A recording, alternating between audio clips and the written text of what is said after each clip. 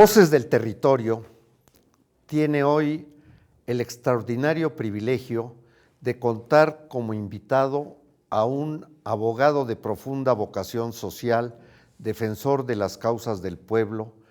Es licenciado en Ciencia Política por la Universidad Nacional Autónoma de México, maestro en Derecho por nuestra máxima casa de estudios e investigador del Instituto de Investigaciones Jurídicas y asesor y orientador de diversos procesos sociales. Rodrigo Gutiérrez, a quien damos la bienvenida y con quien esperamos tener un fructífero diálogo en la comprensión de los problemas que afectan justamente a nuestro territorio y en particular como un elemento componente que se le ha intentado separar al agua. Hemos comentado la relevancia que el vital líquido tiene y cómo a partir de la contrarreforma neoliberal de 1992 al artículo 27, la concepción integral del territorio que venía desde nuestros antepasados, que los códigos agrarios de 1934, de 1942, la Ley Federal de Reforma Agraria tenía en una concepción integral la tierra, el agua, los pastos, los montes, la selva, lo diseccionó estableciendo para lo agrario exclusivamente la tierra superficial como superficie de labor, cuando solamente el 60% de los núcleos agrarios tienen vocación agropecuaria. Derivó el agua en una ley que, teniendo el carácter de ley de aguas nacionales, condujo a una privatización a través del proceso de concesiones del que ya hemos conversado anteriormente, separó la selva, el bosque y la diversidad de los propietarios de la tierra con la Ley de Desarrollo Forestal y la LEGEPA, y por otra parte creó el profundo abismo para los núcleos agrarios con la Ley Minera, que, como hemos dicho, generó una devastación de la superficie en relación a las concesiones que se dieron en el subsuelo, cuyos saldos todavía no alcanzamos a vislumbrar en la afectación que ha tenido a la naturaleza y a la vida de los núcleos agrarios. En este contexto, un elemento muy importante, pero que no puede entenderse dentro de una visión aislada del territorio, es justamente el agua. Y Rodrigo ha venido trabajando, además de la defensa del territorio, en particular en el marco de la defensa del agua y de la propuesta de una nueva ley de aguas que supere las concesiones de privatización que se establecieron en la ley de 1992. Por eso le damos la bienvenida y consideramos de manera extraordinaria su participación para que pueda comentarnos cuáles son los orígenes por los que se plantea en la cuarta transformación la necesidad de una nueva ley de aguas en el país. Muchas gracias, Luis. Muchas gracias por la invitación. Es para mí un gusto y un honor poder estar en este espacio de reflexión, de deliberación sobre un tema que es tan importante y que, como tú has dicho de manera pues, muy sucinta, pero muy bien planteada, de enorme complejidad, porque efectivamente el agua está profundamente relacionada con el territorio de mil maneras, ¿no? Y sí, yo quisiera, digamos, como reiterar esa idea de que durante el siglo XIX hubo una apropiación del territorio nacional en muy pocas manos, bajo un régimen autoritario, originalmente liberal, que derivó en un régimen autoritario y que permitió el acaparamiento de extensiones inmensas en nuestro país. El proceso revolucionario de 1910 y su constitución de 1917 lo que supone es un proceso de combate a esa clase terrateniente que se había apropiado de grandes extensiones de tierra para la distribución a partir de un proceso de reforma agraria. Y eso es lo que hoy, digamos, todavía prevalece en nuestro territorio, ¿no? Y el 50% de la tierra y de las aguas, de los bosques, de las selvas en nuestro país están en manos de asambleas agrarias indocampesinas. Lo que es preocupante es que a finales del siglo pasado, del siglo XX, ¿no? En la década de los 90, con el salinismo como momento cúlmine del nuevo liberalismo, del neoliberalismo, implementa una serie de estrategias legales para romper ese proceso de apropiación social, de distribución equitativa de la riqueza producida en el territorio, y abrir los mercados, abrir el mercado del subsuelo, abrir el mercado de las tierras, abrir el mercado del agua, ¿no? A través de las concesiones. Y por lo tanto creo que hoy sí es muy relevante que dentro de este proceso de reflexión crítica sobre el neoliberalismo, porque la 4T es eso fundamentalmente, es un proceso político que busca enfrentar el desastre que ha supuesto, ¿no? la llegada del neoliberalismo, pueda pensar en las herramientas legales que se necesitan, también las herramientas legales, no solo, pero también las herramientas legales, para poder garantizar que el agua llegue a donde tiene que llegar.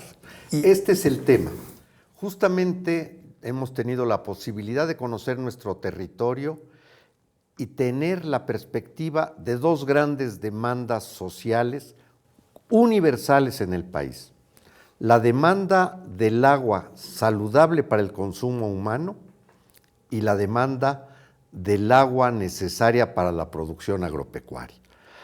Las limitaciones que la Ley de Aguas Nacionales de 1992 impuso a través del proceso de privatización han reducido significativamente que estas dos demandas puedan ser satisfechas de manera efectiva, independientemente de la simulación que se ha dado en otorgar concesiones supuestamente para la producción agropecuaria o para el consumo humano, y de las cuales se han apropiado un sector industrial, productor de cerveza, productor de refrescos o de otras líneas de producción que requieren el agua como insumo o como medio de producción. Y esto pues es lo que ha generado el desabastecimiento, que tenemos un elemento crítico justamente el año pasado cuando se habló del estrés hídrico que sufría el país y que significó una caída en la producción agropecuaria arriba del 20%, lo que puso muy vulnerable a la autosuficiencia alimentaria, que es condición de soberanía nacional. Pero por otra parte, la demanda tan sentida del agua para el consumo humano en las ciudades ha adquirido un brío significativo. Ya van varias acciones colectivas en ciudades del país para demandar la satisfacción del agua para el consumo humano. Y esto pone de relieve también que en 2012 hubo una reforma constitucional al adicionar el párrafo sexto del artículo 4 constitucional, haciendo eco a demandas nacionales, más retomando elementos de la convencionalidad internacional que ya establecían la garantía social colectiva del agua para el consumo humano. Pero que esta reforma de 2012 choca con el contenido de la Ley de Aguas Nacionales, y entonces tenemos una garantía constitucional para satisfacer el elemento necesario para la vida, que es el agua para el consumo humano, con limitaciones jurídicas, además de las múltiples materiales que existen establecidas en este proceso de privatización. Entonces, ¿cuáles serían las razones por las que hoy tendríamos que modificar una ley de agua dentro de esta concepción integral del territorio? Bueno, yo diría que las razones las ubicaría como en dos grandes campos de reflexión. Uno es que pues, estamos viviendo una situación de grave deterioro de nuestras fuentes hídricas. Hay indicadores de eso por todos lados, ¿no? La ciencia en eso ha avanzado mucho. Tenemos problemas muy importantes de contaminación. El 96% de nuestros ríos, digamos, las fuentes superficiales tienen algún grado de contaminación. Eso significa que solo el 4% de los ríos están libres de contaminación. También hay contaminación difusa sobre mantos acuíferos. Derivados de la minería y de los procesos de industrialización, entre otras cosas.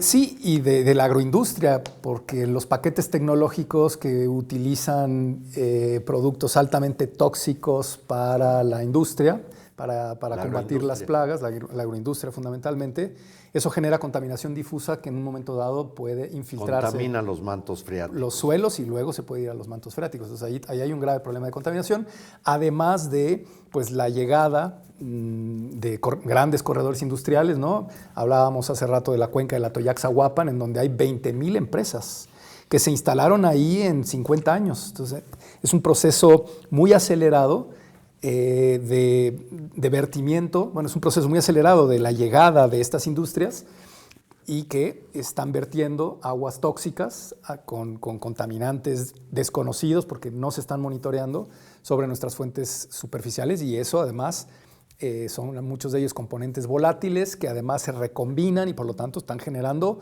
lo que ya está hoy reconocido legalmente como regiones de emergencia sanitaria ambiental, ¿no? Entonces, Tula es otro de los lugares que tiene esta condición. Tula, el río Santiago, ¿no? Sí, eso es un tema muy, muy delicado que tenemos que enfrentarle, tenemos que dar respuesta a eso. El otro gran problema es que hemos perdido la disponibilidad media a velocidades también escalofriantes, ¿no? En la década de los 50 teníamos 17,000 metros cúbicos por persona al año.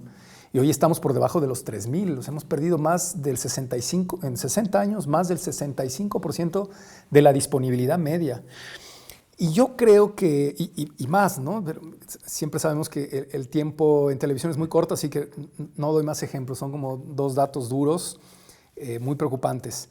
El tema es que esa gestión, digamos, esos eventos, bueno, no son eventos, digamos, esas circunstancias, están provocadas por el modelo de gestión. Y ese modelo de gestión, que es un modelo de gestión diseñado en el neoliberalismo, ese modelo de gestión está respaldado por la Ley de Aguas Nacionales. Por lo tanto, una razón o una fuertes razones para argumentar que es necesario modificar la Ley de Aguas Nacionales es porque es necesario modificar el modelo de gestión. Ese modelo de gestión que está basado en la lógica de otorgar concesiones de manera masiva a grandes corporaciones privadas, está fracasando y nos está llevando a todos y a todas al abismo, ¿no? Principalmente y en primer lugar a personas que habitan en zonas periféricas de las ciudades, que habitan en poblaciones indocampesinas, etc. Entonces, ahí hay buenas razones para decir es indispensable modificar la Ley de Aguas Nacionales. Un segundo paquete de razones son más bien de carácter jurídico y es a lo que tú ya te referías. La Ley de Aguas Nacionales es de 1992, reglamenta el artículo 27 constitucional, pero en febrero de 2012 se incorporó al artículo 4 en su párrafo 6 el derecho humano al agua. Eso es un acontecimiento jurídico de la mayor relevancia, porque incorporar a la Constitución un derecho humano no es cualquier cosa. Es incorporar las normas que tienen el mayor rango, el mayor grado de obligatoriedad y la mayor relevancia jurídica. Por lo tanto, cuando un artículo constitucional, cuando un derecho fundamental es incorporado a un artículo constitucional, hay una obligación por parte del legislativo de reinterpretar el marco constitucional. Ya no está solo el 27. Ahora está el 27 con el cuarto. Y entonces tenemos que repensar cómo armonizamos el cuarto con el 27 y cómo construimos la ley secundaria que reglamente esa relación compleja, pero al mismo tiempo unificada entre ambos artículos. Claro, porque el artículo 27, creado por el constituyente de 1917, empieza con una frase sacramental paradigmática a nivel mundial. Las tierras y aguas comprendidas dentro del territorio nacional son propiedad de la nación. Quiere decir, todas las aguas. Incluye después a lo largo del artículo a qué se refiere con estas aguas, que son las aguas superficiales y las aguas del subsuelo. Los esteros, ríos, lagunas son propiedad de la nación, la cual tiene la posibilidad y la facultad de poder entregarlas y compartirlas para el desarrollo del país.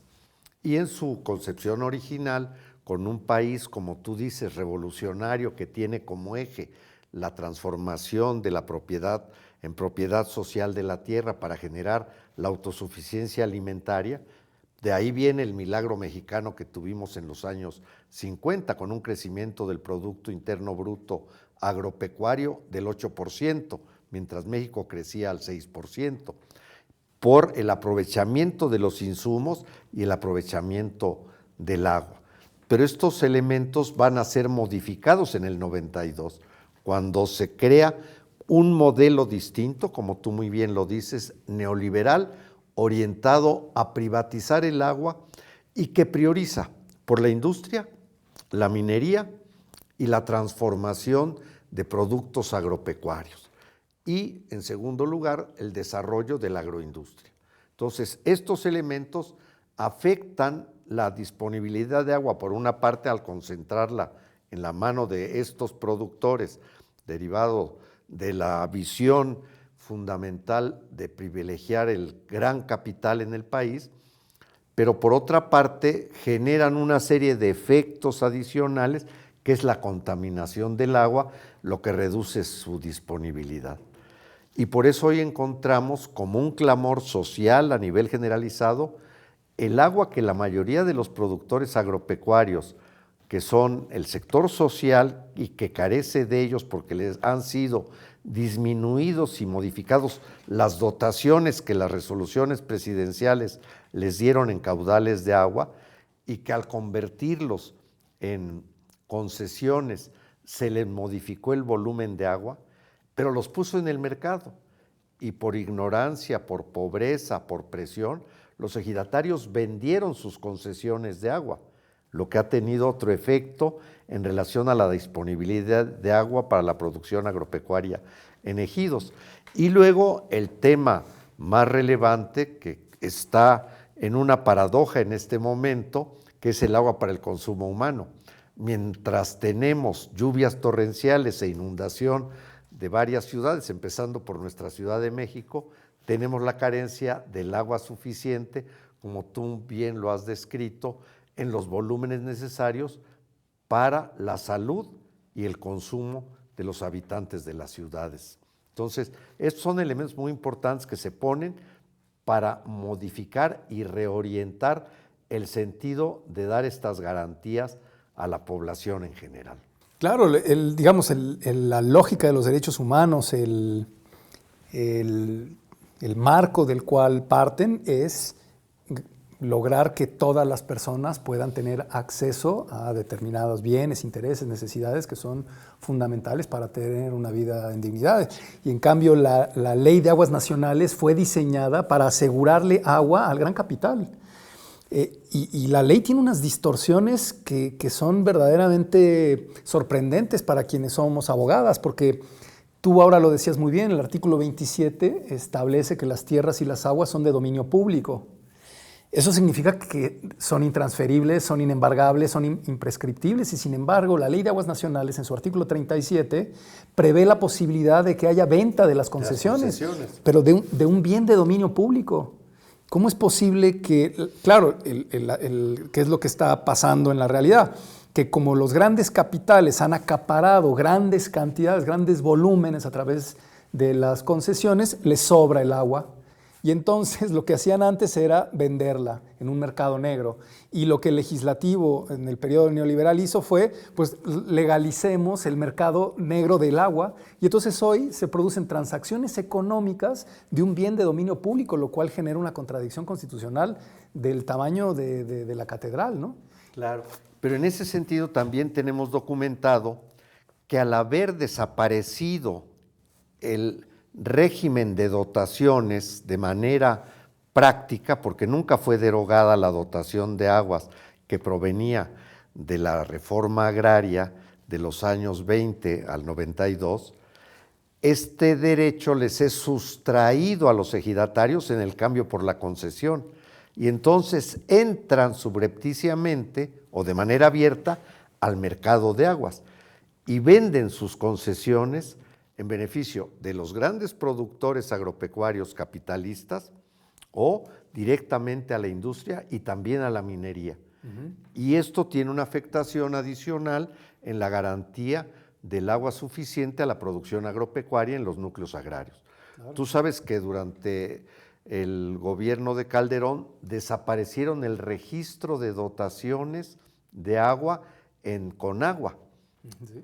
Y nosotros el sexenio pasado buscamos cómo recuperarlo solicitando a los núcleos agrarios que se hicieran presentes con su resolución presidencial para que volviera a iniciarse un nuevo registro que solo tenía ese efecto de darle publicidad a lo que habían sido dotados, porque ya estaba afectado con esta transacción, con esta transición de la dotación a la concesión.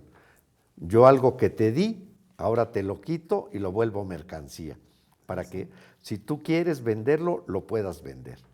Y ese fue un efecto devastador. No, además hay que porque cuando hablamos de la gran industria, sobre todo de la agroindustria, hay que saber que son grandes capitales que ocupan extensiones amplísimas del territorio, muchos de ellos con monocultivos para la exportación. Eso significa que esos grandes capitales se apropian del suelo y lo contaminan, usan el agua para vender en el extranjero los productos que se producen en México. Por lo tanto, no están aportando a la soberanía alimentaria, sino simplemente están utilizando nuestras tierras y nuestras aguas en un proceso de acumulación de capital.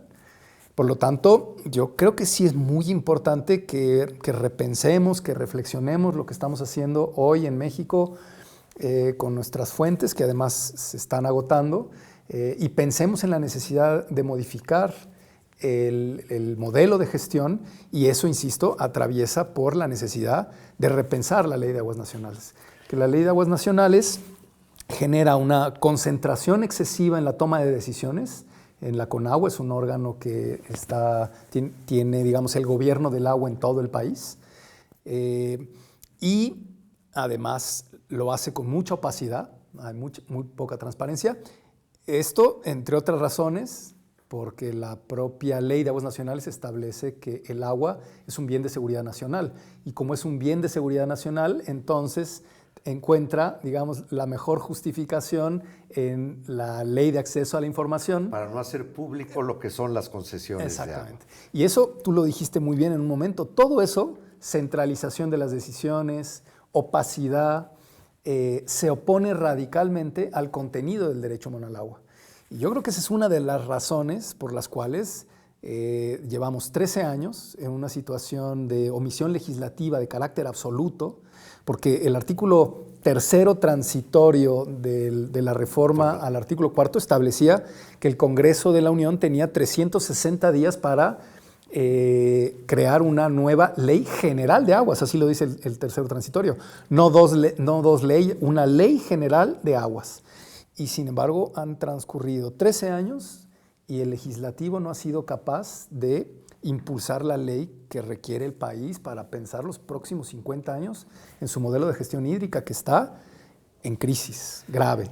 Frente a esta omisión, ha sido muy importante que se haya desarrollado un amplio movimiento social diverso, plural, que ha planteado la necesidad de una nueva ley de aguas y que ha producido una serie de eventos y encuentros para llegar a una formulación de una propuesta que podía dar lugar a una iniciativa.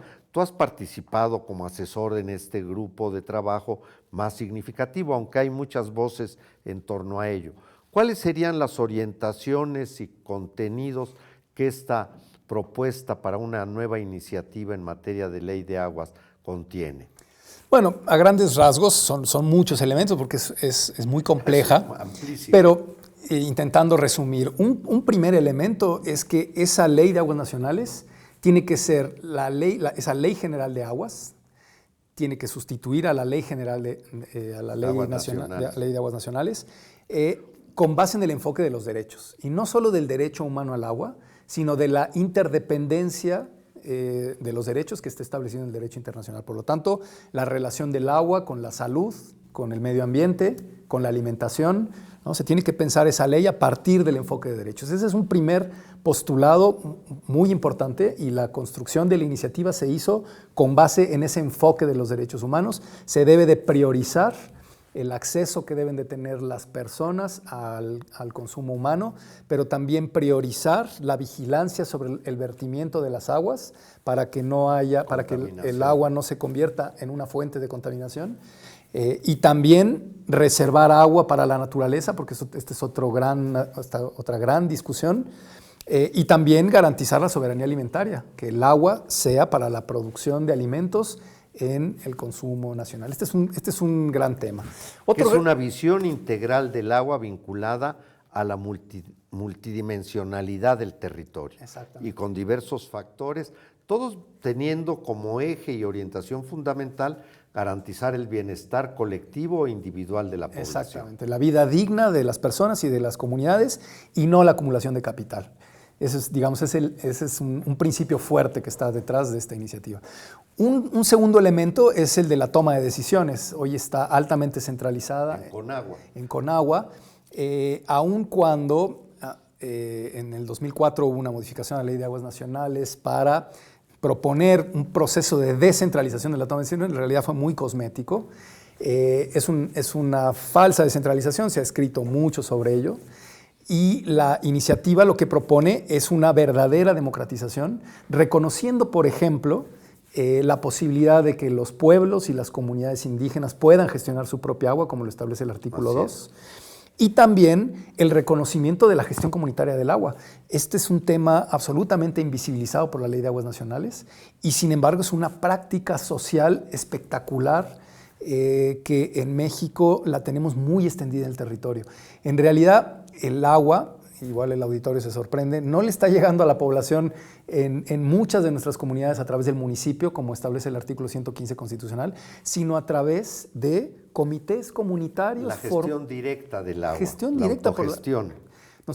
Yo estoy trabajando ahora en la zona del Atoyaxahuapan, en Tlaxcala, trabajamos gestión comunitaria y tenemos identificados en una zona donde hay 60 municipios, más de 300 comités comunitarios de agua. Entonces el agua la está llevando el agua a las personas, no el Estado. Eso lo tenemos que comprenderlo, tenemos que entender qué necesidades existen.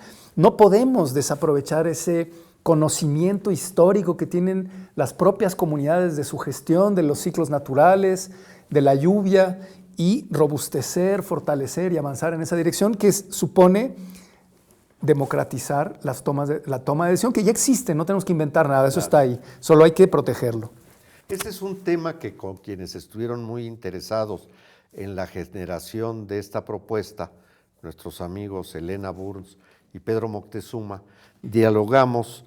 Creo que ahí tuvimos oportunidad de conocernos en alguno de los encuentros en relación a darle relevancia y participación en esta nueva ley también a los ejidos y comunidades en relación a la gestión del agua. Porque además hay un punto que está consagrado en el 27 constitucional en relación al agua superficial que alumbra de manera natural y que otorga el artículo 27 el derecho a los pueblos de poder tomarlo sin necesidad de concesiones. Y esto ha dado lugar también a una práctica indebida en que se ha privatizado incluso el agua del alumbramiento natural y se ha establecido en el régimen de concesiones en una clara violación constitucional. Bueno, pues este es otro gran tema de la iniciativa propuesta, es el tema del acaparamiento. En México hay más o menos 298,000 concesiones para usos consultivos y de esas 298,000 hay 3,000 empresas, 900 organizaciones que están acaparando el 20% de las concesiones. Eso significa que una quinta parte del agua concesionada en el país está en manos del 1% de los concesionarios. Eso es inadmisible, ¿no? Es inadmisible. Eso es lo que ha fomentado el mercado y el proceso de concesión y privatización, y eso tenemos que combatirlo, porque eso supone a la vez pues, que las personas no están pudiendo acceder al agua. Si el agua se acapara, hay alguien que la está perdiendo. Entonces, este es otro gran tema de la iniciativa ciudadana de Ley General de Aguas. Creemos muy importante que se difunda esta iniciativa, que sea conocida por la población, porque justamente responde a sus muy legítimos reclamos del agua para el consumo humano, del agua para la producción comunitaria, fundamentalmente de alimentos, y cómo romper este ciclo de acaparamientos que tiene 30 años de venir, 33 años dándose en el país. Y que al mismo tiempo podamos pensar en la capacidad que hoy los grupos colectivos que podemos generar en el país para demandar la satisfacción del agua, pueden llevar a cabo acciones comunitarias, jurídicas, para reclamar la satisfacción de su derecho al agua. Tú tienes experiencia en estas acciones, Rodrigo. Quisiera que nos comentaras al respecto. Bueno, no ha sido fácil, ¿no? Porque siempre, digamos, que este es otro gran tema, ¿no? Vinculado al acceso a la justicia. Las personas que en un momento dado pueden enfrentar un proceso de contaminación, de acaparamiento, de discriminación en el acceso, etcétera, etcétera, o de falta de información en relación con el tema del agua, ir a tribunales para, digamos, combatir esa ilegalidad, esa violación de los derechos. No ha sido fácil, ha sido un camino complejo, pero han habido avances. Yo espero que con la transformación del Poder Judicial, la llegada de jueces que puedan tener una sensibilidad social y un conocimiento también sobre estos problemas, los procesos de defensa puedan ser más eficaces, avancen con mayor velocidad, se incorporen ya los precedentes que han venido sentándose a través de la Suprema Corte de Justicia en relación con el derecho humano al agua, se baje el derecho internacional de los derechos humanos, ¿no? La observación general número 15, toda la información que hay en la relatoría sobre Naciones Unidas, y se puedan avanzar procesos no individuales, sino colectivos en contra de la contaminación, en contra del gran acaparamiento, en contra de la opacidad y en contra de los procesos de centralización en la toma de decisiones. Yo creo que se puede lograr. Yo no diría que es la vía óptima, es una vía residual, la vía jurisdiccional. Creo que es muy importante comenzar por la garantía principal del derecho humano al agua y de la gestión del agua en el país, y es la necesaria modificación de la Ley de Aguas Nacionales que nos tiene en esta situación de grave crisis. Transformemos ese marco legal, impulsemos las políticas públicas de vigilancia, de acceso a la justicia, de distribución equitativa, y residualmente ya los y las abogadas podrán ir aprovechando los precedentes que se han ido sentando para que caso a caso también se puedan ir avanzando causas relativas a todos estos problemas. Tenemos entonces dos perspectivas muy importantes. La estratégica, que es la promulgación de una nueva ley de aguas, soportada en el proceso social, impulsada por la gente, y dos, de manera residual, ir llevando a cabo acciones colectivas en donde los temas son inaplazables para garantizar la salud, el bienestar y el consumo humano. Pues te agradecemos muchísimo, Rodrigo, esta breve pero profunda y trascendente conversación sobre uno de los bienes más reclamados y más necesarios en el país. Muchas gracias por acompañarnos, Rodrigo. Muchas gracias por la invitación.